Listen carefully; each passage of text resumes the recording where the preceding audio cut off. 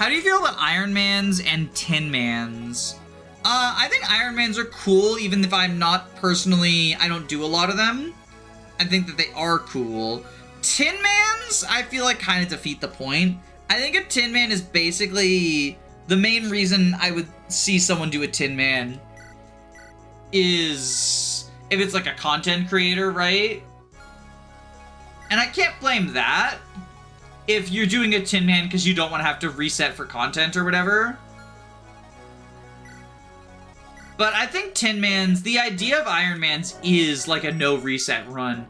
So a Tin Man, in addition to like technically kind of being abusable, depending on what rule set you're doing for a Tin Man. What is a Tin Man? A Tin Man is an Iron Man, but if you game over, you just reset. And some people say that the rule set is all the people who died in a failed attempt have to stay dead, which is like an anti-abuse rule. Although I would also say that, like, if you are doing a self-imposed challenge run, you kind of gotta hold yourself accountable and assume that you're not going to abuse it with, like, intentionally game overing to reset. My main thing about Tin Mans, though, is, like, it feels like a halfway between just, like, a vanilla playthrough and an Iron Man.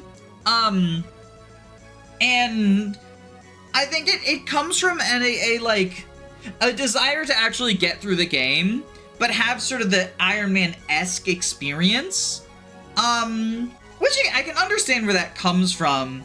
I just personally think it's a little bit silly to not, fully embrace an Iron Man, unless you are, again, like, you're doing it for content, you just want to get to the end of the playthrough or whatever. Because unlike something where, for example, in a Pokemon Nuzlocke, some people will say, even though I blacked out, it's not a game over. I think that's perfectly fine, because you can still kill off all 6 people that died.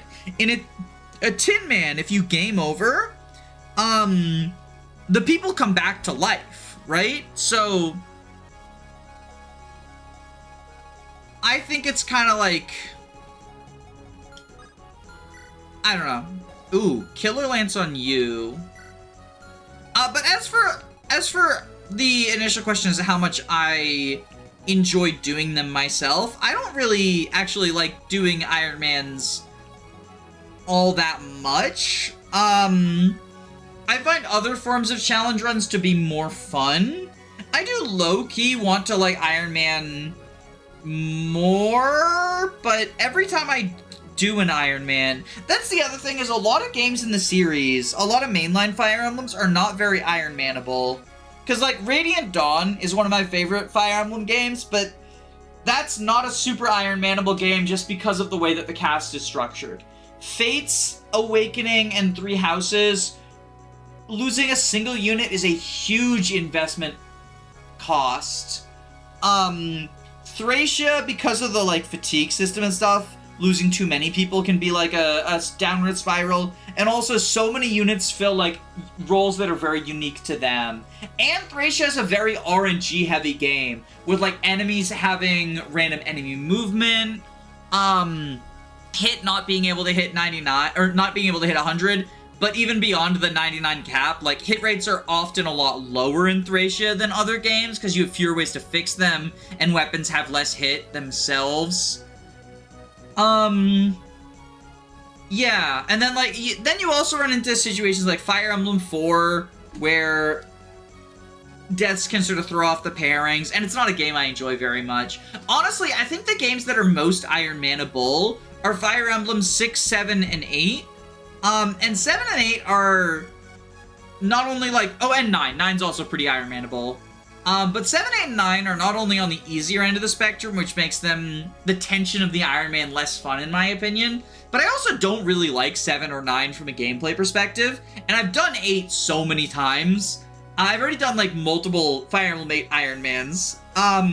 6, a little bit runs into the Thracia RNG heavy problem, but not as much. I honestly think 6 is less RNG heavy than Thracia, so if I were to do an Iron Man, it would probably be 6. But I'm playing Emblem right now, right? So, like, if I were to do an Iron Man, I would want to stream it. And I don't want to stream 2 different FE6 playthroughs at the same time, or even back-to-back to each other. Like, I try to vary up what mainline games I'm playing. I think 8 is the best game for Ironmans. 8 is the challenge run game. I disagree. I think 8 is too easy. I think 8 is too easy for Ironmans. And as far as it being the challenge run game, I feel like that's mostly just because it is such an easy game that in order to get a challenge out of it, you kind of have to turn it into a challenge run. But then I think the ways that those challenge runs are approached can often end up being very boring, especially if you allow grinding. But even in a no grinding context, like just using Seth. Seth is the answer to everything, and it's just kind of unfun. Which Fire Emblem game do you think is the most replayable one, and why is it FE6 for having the best Iron Man balanced cast? Does FE6 have a good Iron Man cast? I don't think it does, actually. Ironically, I think the games with good Iron Man casts are like Engage, Blazing Sword, and Path of Radiance, where you get like those strong replacement pre-promotes. FE6 gives you pre-promotes, but they're like pretty mediocre TBQH.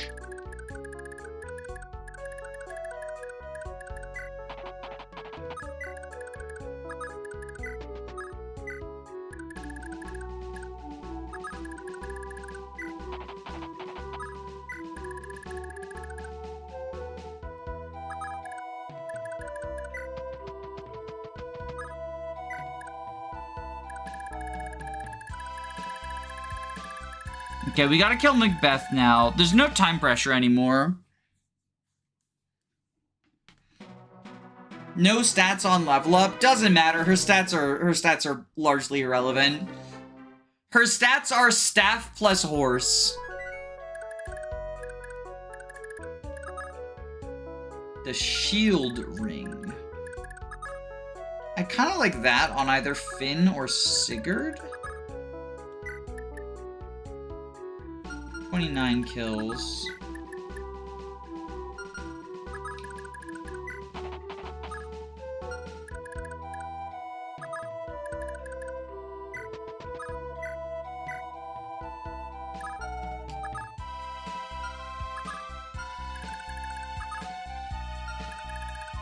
Oh, that's unfortunate.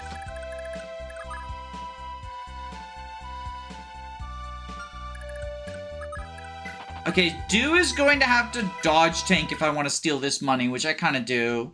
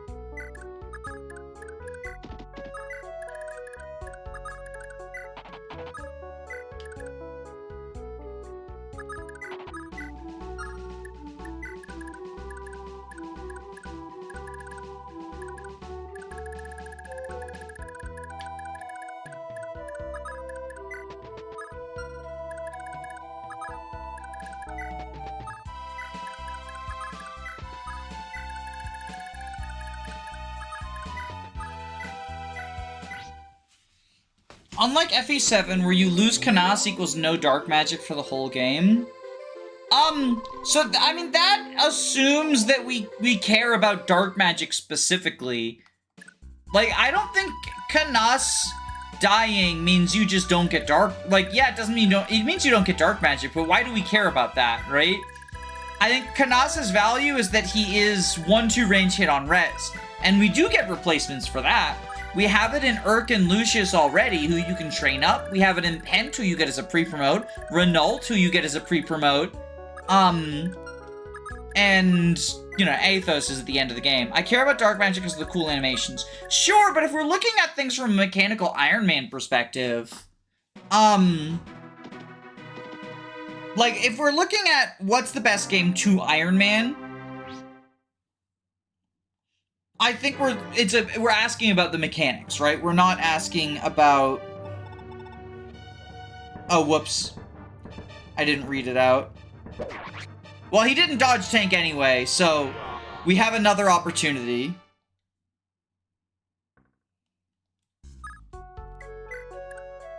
We have another opportunity to read it out. FE1 and 11 are the best. I feel like the Arcanea games are pretty good for the Iron Man experience. FE3 was really good for Iron Man. FE3 Book 1 specifically. Please forgive me, Lucius. Lucius will forgive nothing. What's the worst game to Iron Man? Gaiden or Radiant Dawn?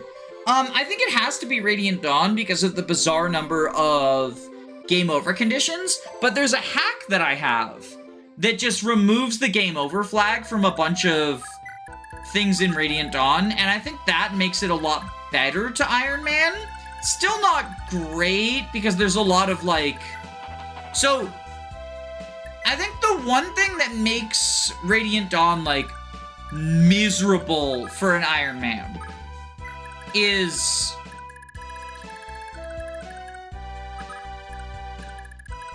Green Jill in chapter 1-6, no, 1-5. She has a not insignificant possibility of just fucking dying without you being able to do anything about it. She can die on turn 2, which is earlier than you can reach the enemies that kill her. And I think that is unfucking forgivable when it comes to, like, design. I think that's awful design. Because she is a game over condition. In that map, Green Jill is a game over condition. I already think it's bad when Nino can die to the 1% crit, but Jill not only has a higher than 1% chance of dying, but also is a literal game over condition. Radiant Dawn hard mode experience. Yeah, I'm specifically talking about on hard mode. I believe on normal, that's not the case.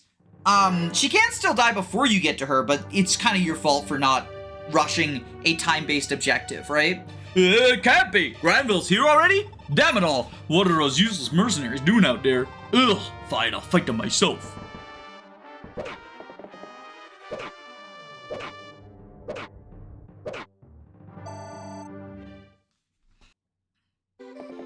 From what I know, a lot of Iron Man runs run into trouble in the Braum Nephany chapter. That's another point of tension, but at least there's like steps you can take to mitigate the RNG. You can still get fucked, but you have to get very unlucky for it. Heather fled, so Nephany decided life was no longer worth living. Yeah, you can kind of screw yourself out of recruiting Heather. Like, if you get unlucky. With how that did. Is the Iron Man from a stream? Somebody asked me my thoughts on Iron Man, so I, like, just gave a basic bare bones thoughts. And then later, I was talking about Iron Man's on another stream. And so it's just sort of the two clips edited together, because they're both on the same topic. It's not going to be a very interesting watch. Which is why I didn't devote too much time to...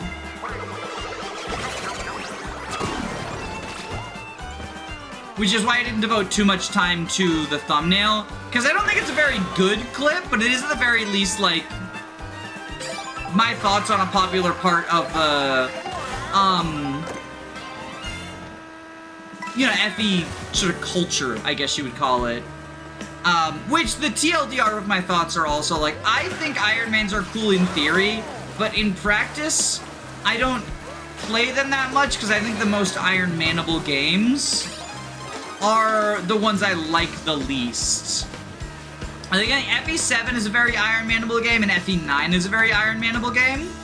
And then FE11 is obviously a very Iron Man-able game with the replacement units and stuff. But 1, I do like 1 quite a bit, but 1 is really the only, 1 and 3, Book 1 are really the only Iron Man games that I would say are like, these are very, very good Iron Man games. And also, I really like them.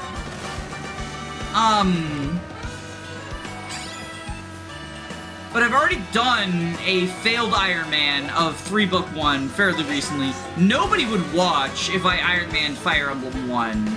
I guess 8 is kind of Iron Manable, not in that you get replacement units, but that it's so fucking easy.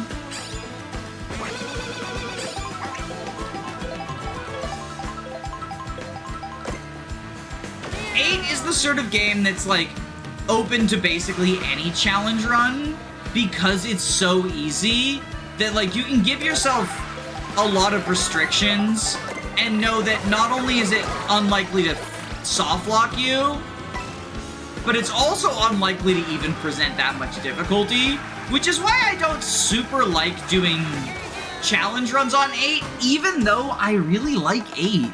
8 is a very chill, turn your brain off kind of game, right?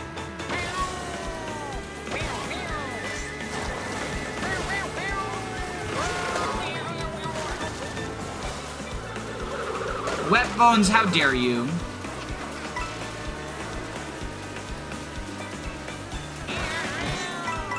Fire Emblem is inherently poorly designed for Iron Man. I think it depends on the title. I disagree with that. I think that, like, obviously, one of the things about more modern games, right, is losing a unit in something like Conquest or Three Houses or Rev or even, like, the easier ones like Birthright and whatnot is very, very punishing because of just how much you invest into your units.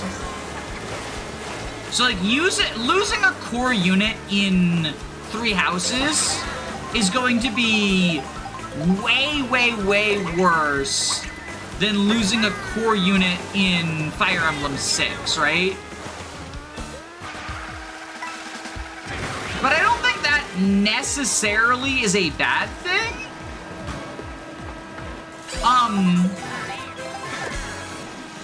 Because I think you should be punished for messing up in an Iron Man. If there's no punishment whatsoever, then I similarly think it's not a great Iron Manable game because it's like, well, what are the stakes, right?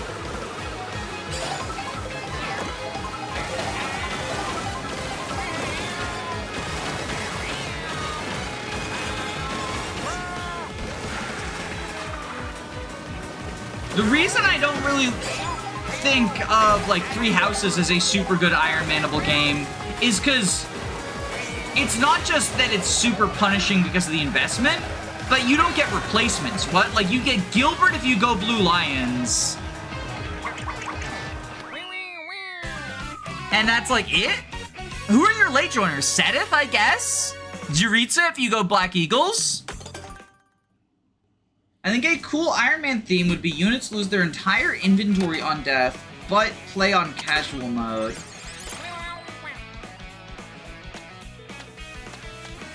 I mean, like, to each their own, but that doesn't sound very fun to me, personally.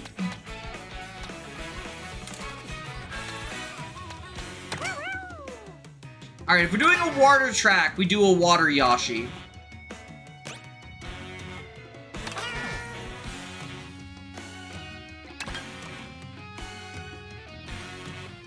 Yuritsa was free DLC. Yeah, Yuritsa was free, Anna was paid, which means she's the better unit, right?